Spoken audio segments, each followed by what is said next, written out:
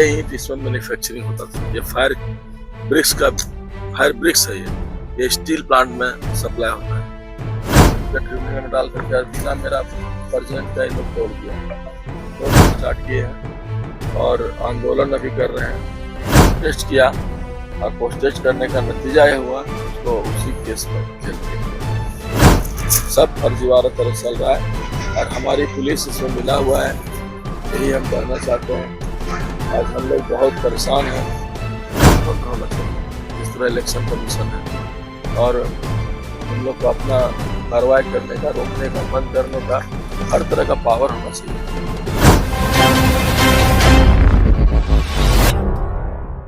ऊपर तमाम जिम्मेदारियां होती है, पूरे गांव या विभिन्न क्षेत्रों का जो उनके ऊपर काफी पदभार होता है। ऐसे में आज उन्हीं के पास जो है तमाम चीज़ों से जूझना पड़ रहा। इस वक्त हम पहुंचे हुए हैं पगार माइंस जस्ट, जो कि तकरीबन 1500 एकड़ में फैला हुआ है। ऐसे में पगार माइंस के जस्ट जो है पूर्व मंत्री योगेंद्र साहू जी का आवास है और वहीं पर जो है उनका एक फैक्ट्री भी था, वेस्ट फैक्ट्री था, जो फायर ईट के नाम से जाना जाता था, जो स्टील प्लांट्स में जो है इसका उपयोग होता था। और इस जगह आप देख सकते हैं जिस तरह से यहाँ पर जो है इन तमाम चीज़ों को जमींदोज किया गया है। ये कहीं ना कहीं एक अलग विषय बना हुआ है। कुछ ही दूरी पर जो है पूर्व मंत्री योगेंद्र साहू जी का आवास है और यहाँ पर जो है उनका कारखाना था और यहाँ पर ईंट बनाया जाता है, लेकिन उचित मुआवजा जो है उन्हें नहीं दिया गया।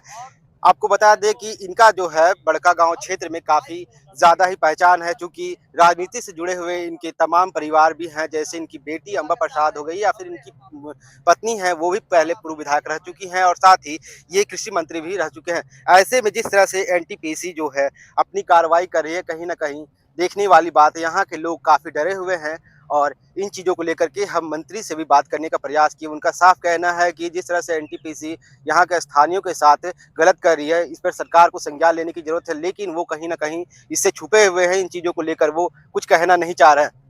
तब तक के लिए हम उनसे जुड़ते हैं, इन चीज़ों को लेकर क्या कहा आइए आपको सुनाते हैं। हाँ, खड़े हैं।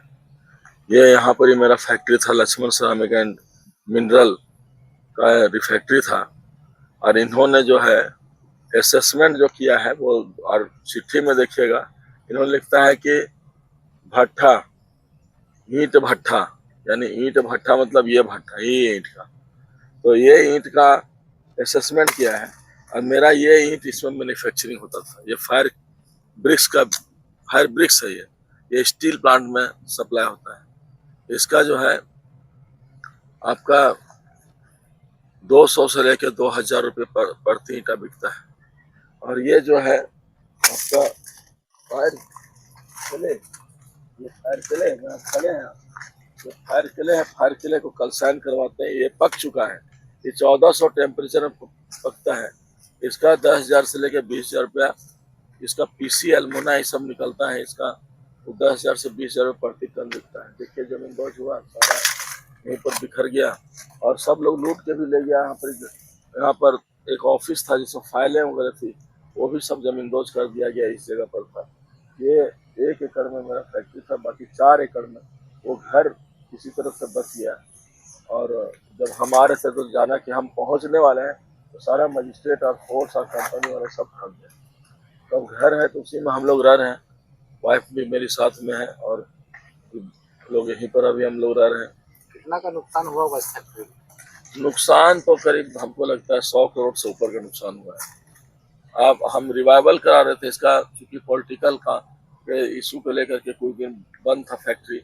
इसको रिवाइवल करा करके हम चालू करने वाले थे। इन लोगों को भनक लगा, इन लोग जो है 2 ठो नोटिस दिया। 2 ठो नोटिस में हम भी नोटिस का जवाब दिए कि भाई आप पहले बताइए कि हमको किस कानून के तहत हमको भुगतान कर रहे हैं, किस कानून के तहत आप असेसमेंट कर रहे हैं। तो उसी में जो है इन लोग 1,97,00,000 ट्रिब्यूनल में डाल करके बिना मेरा प्रेसिडेंट का इन लोग तोड़ दिया। तोड़ करके और पूरा डोमिनेशन कर दिया, पूरा तहस नहस कर दिया। बहुत सारा लोग उस दिन सामान भी बहुत चुरा के ले गए और पूरा देखिए क्या स्थिति हो गया है। कम से कम यहाँ रोडों का जो है सो मेरा मटेरियल सब बर्बाद हो गया। लोहा हुआ देख लीजिए किस तरह से टेढ़ा मेढ़ा हो गया है। सब सारा चीज ईंटा, बाउंड्री पूरा सब तहस नहस कर दिया इन लोग। आपकी इस फैक्ट्री से कितने लोगों को रोजगार मिलता था? यहाँ 150 से 200 लोग खटते थे, काम करते थे यहाँ। पूर्व मंत्री को सही मुआवजा नहीं मिला। तो ग्रामीणों से क्या कुछ उम्मीद? ग्रामीण दहशत में है यहाँ पर कि जोगिंदर साहब ऐसा साथ हो सकता है इस तरह का, हम लोग का क्या है। लेकिन हम लोग इस घर में रहना स्टार्ट किए हैं और आंदोलन अभी कर रहे हैं, नाकेबंदी है और यहाँ हड़ताल का घोषणा किया। फिर भी यहाँ पर पुलिस, राज्य सरकार की पुलिस, यहाँ के थाना, एसपी सब यहाँ फोर्स भेज के कभी मैनुअल चालू कराता है, कभी ट्रांसपोर्टिंग चालू कराता है, कभी हमारे जो धरना स्थल से वहाँ से लोगों को उठा के ले जाता है। ये सब सारा चीज हो रहा है। तो हम यही पूछना चाहते हैं कि इनको वो अधिकार किसने दिया है? क्या इनके पास कोई लिखित है कि खनन चालू कराना या माइंस चालू कराना या ट्रांसपोर्टिंग चालू कराना? हर जगह पुलिस आकर के लगता है जैसे कि पुलिस आज यहाँ थाना खुली है, पगार थाना या केरड़ी थाना या सिकरी थाना या डाड़ी थाना। हमको लगता है ये सब कंपनी के लिए काम करने के लिए आए, क्योंकि खाना इन लोगों को फ्री मिल जाता है, जो भी यार मंथली पैकेज मिलता है, फेस्टिवल पैकेज मिलता है। तो इन लोग जनता काम क्यों करेगी, हम लोग का काम क्यों करेगी? इन लोग कंपनी को प्रोटेस्ट करते रहता है और हम लोग जैसे रब्बू रहिए तो इन लोग हमेशा दबाने डराने का काम करता है। अभी आप गांव में, जोरदार गांव में घूमिए, सब लोग बोलता है, पुलिस हम लोग फोन से बोलता है कि धरना में जाओगे खेल के केस कर दे। 2 आदमी का भी हमारा धरना स्थल से आपका बरजुम महतो को ले गया, एक जगदीश साहु को ले गया। इन लोग गरीब गुरबा है। जगदीश साहु का कहानी ऐसा है कि यहाँ पर एक बारूद रखने का यहाँ पर बन रहा है मैगजीन। अब मैगजीन का उसी का जमीन था और मैगजीन जो है सो उसको मुआवजा नहीं मिला था, तो वहाँ पर जा करके प्रोटेस्ट किया और प्रोटेस्ट करने का नतीजा यह हुआ उसको उसी केस में जेल दे दिया गया। ये अंधेर रंग नगरी चौपट राजा है यहाँ पर। इसको जो तोड़ा गया था, इसको जो तोड़ा गया, तो क्या आपको अधिग्रहण का नोटिस दिया गया था मुआवजा को लेकर? कुछ नहीं नोटिस कुछ नहीं दिया गया। हम यहाँ थे भी नहीं। हम यहाँ पर घर का जो है 200 रुपया 400 रुपया स्क्वायर फीट वो लग्जरियस घर है मेरा, और उसके बाद जो है सो उसका 3000-4000 स्क्वायर फीट होना चाहिए। अब 200 और 400 रुपये जोड़ता है, तो हमसे सहमति लेकर जोड़ना चाहिए। हमसे बिना सहमति, बिना रिहेबिलिटेशन, बिना रिसेटलमेंट, बिना कंपनसेशन, तो ये सब चीज है कि इन लोग, ये तो अवैध कारोबार चल रहा है चट्टी पर। ये तो केराड़ी कोल माइन प्रोजेक्ट इन लोग पकड़ी बरवाडी का ही संकल्प को पेश करके चला रहा है। यहाँ इन लोगों का ग्राम सभा, लोक सुनवाई कुछ नहीं हुआ और न यहाँ पर ग्राम सभा हुआ, सब फर्जीवाड़ा तरह चल रहा है और हमारी पुलिस इसमें मिला हुआ है। यही हम कहना चाहते हैं। आज हम लोग बहुत परेशान हैं। एक जनप्रतिनिधि होकर के, हमारा गठबंधन के सरकार होकर के 16 विधायक हमारे हैं।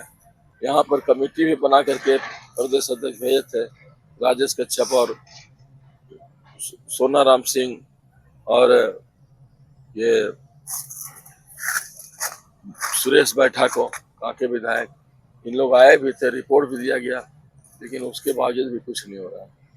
तो हम लोग परेशान हैं। हम आंदोलन ही एक हमारा रास्ता है और मुख्यमंत्री तो बोले थे कि इलेक्ट सीबीएक नहीं चलेगा, ये 2013 कानून चलेगा। हम वही तो मांग रहे हैं कि आप RFCTLR 2013 कानून लागू कीजिए, जो कि सब रैयतों को भला हो।